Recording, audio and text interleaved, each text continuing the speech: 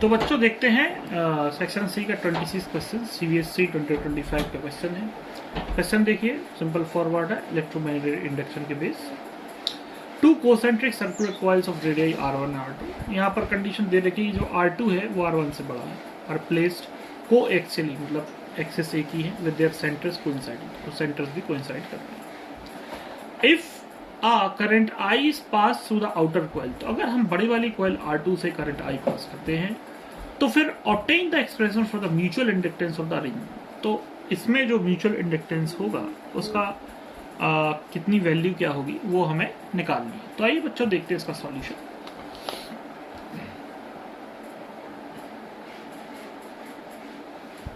तो चलिए question number 26 section C. तो मैं इसका फिगर ड्रॉ कर देता हूं बच्चों। ओके,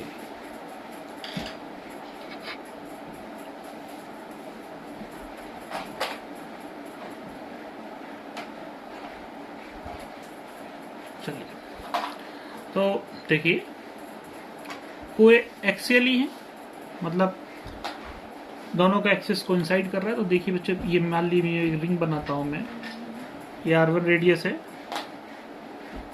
तो दूसरी रिंग बनाता हूं R2 रेडियस की, ठीक है। तो ये बड़ी रिंग छोटी रिंग से क्लियरली आप देख सकते हैं बड़ी है, ओके, बिगर है, बड़ी है। ब्राइटनेस की बार बार एडजस्ट हो जाती है अपने आप। देखिए, तो अगर बड़ी रिंग में करंट हम फ्लो करते हैं किसी प्रकार से, इसमें करंट सप्लाई देते हैं आई की, मान लीजिए आई करंट फ्लो होता है, तो फिर हमें म्यूचुअल इंडक्टेंस निकालना है। तो जैसा कि बच्चों आप सभी जानते हैं कि अगर किसी कॉइल में अगर आई करंट फ्लो होता है तो उस कॉइल की सेंटर में जो मैग्नेटिक फील्ड होती है mu not I upon 2R, ठीक है।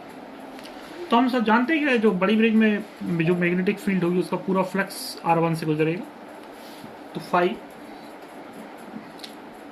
फाई की जो वैल्यू है वो mutual inductance first coil with respect to second coil into I, ये नॉर्मल फार्मूला यूज करेंगे, ठीक है। तो मैग्नेटिक फील्ड जो कि बड़ी कॉइल B2 वो कितनी हो जाएगी, ये हो जाएगी mu not I upon 2R2, और इसका जो फ्लक्स जो है R1 से पूरा पास आउट होगा, उस फ्लक्स की वैल्यू होगी फाई इक्वल टू, मान लीजिए टर्न्स नंबर 1 है, इफ यू एज्यूम कि एक ही कॉइल है उसमें कोई एक टर्न्स है, फ्लक्स होगा BA, और यहाँ पर मैग्नेटिक फील्ड होगी 2 की, और एरिया होगा फर्स्ट कॉइल का, ठीक है। तो B2 कितना बेटा, ये देखिए mu not I upon 2R2, और फर्स्ट का जो एरिया होगा वो हो जाए पाई R1 स्क्वायर। तो ये तब एजेंशन है जो हम ले रहे हैं कि सिर्फ टर्न्स एक ही है, N1 N2 1 ले रहे हैं। अगर आप चाहें तो अपनी इच्छा से आप इसके नंबर ऑफ टर्न्स भी ले सकते हैं। उस केस में यहाँ पर आप N2 से मल्टीप्लाई कर देंगे और यहाँ पर N1 से मल्टीप्लाई कर देंगे। तो इस दृष्टिकोण से देखा जाए तो बेटा आपको ये देखो, mu naught pi R1 square upon 2R2, okay, upon 2R2 mu naught pi R1 square upon 2R2 into 5। इसको आप कंपेयर करें 5 की किसके साथ, M12 mutual inductance of first coil with respect to second coil into I, तो ये पूरी चीज कंपेयर हो जाएगी M। तो यहाँ पर जो म्यूचुअल इंडक्टेंस M आएगा, mutual inductance of first coil with respect to second coil, वो आएगा mu naught pi R1 square upon 2R2, तब जब N1 equal to N2 equal to 1 है। अगर आप N1 N2 की वैल्यू रखते हैं तो थोड़ा सा N1 एक्सप्रेशन चेंज हो जाएगा।